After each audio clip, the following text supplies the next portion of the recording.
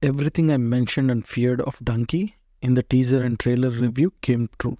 I think SRK's accent and his overall good-natured innocence saved the film to a certain extent. But outside of that, even SRK failed to engage the audience emotionally anywhere throughout the film except when they actually showed the real-life illegal immigrants sneaking into a Western country. Again, as I mentioned, that giving away the main emotional note in the trailer itself, and we all know which character was going to do that self-immolation, and then to also give away the next scene which was supposed to be the main pep talk scene, essentially drained away whatever limited emotions that could have been salvaged if it was kept and revealed only within the movie. Dunki trailer cut was one of the worst cuts ever to a movie that instead of helping the film, damaged the film. This wasn't limited to the emotional scene, but all of the supposed comedy scenes were also given away in the teaser and trailer itself. So not sure if any of it, even if we consider it humorous, manages to induce laughter again at the movies.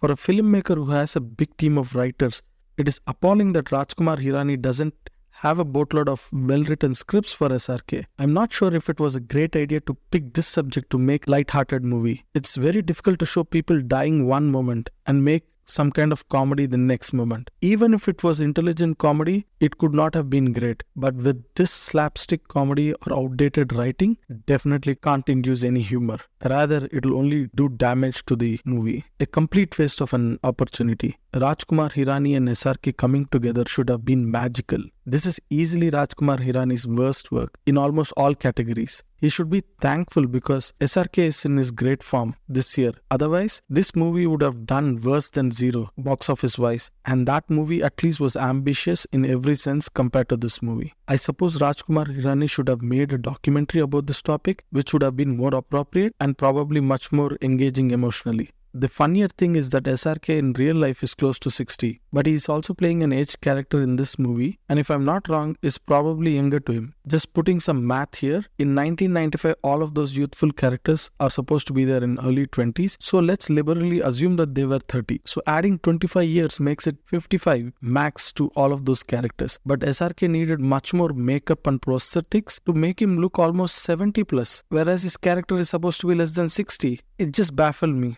I know, when there is no emotion, logic starts to work, and that's why I started thinking about all of this, and I couldn't just sit through these guys playing the older character, and it was such a sham. I'm really sorry, but Rajkumar Hirani took his audience for granted. Anyway, Rajkumar Hirani should thank SRK for at least making this movie reasonably watchable. Even if you're an SRK fan, you can watch all of his great movies on OTT and satellite, or you can do a better thing, watch an amazing action thriller on the theater beside for a better experience. If you like the review, show your love by liking the video. Spread the love by sharing it with your friends, family, and bless us by subscribing to the channel so that we can keep meeting often. Thank you.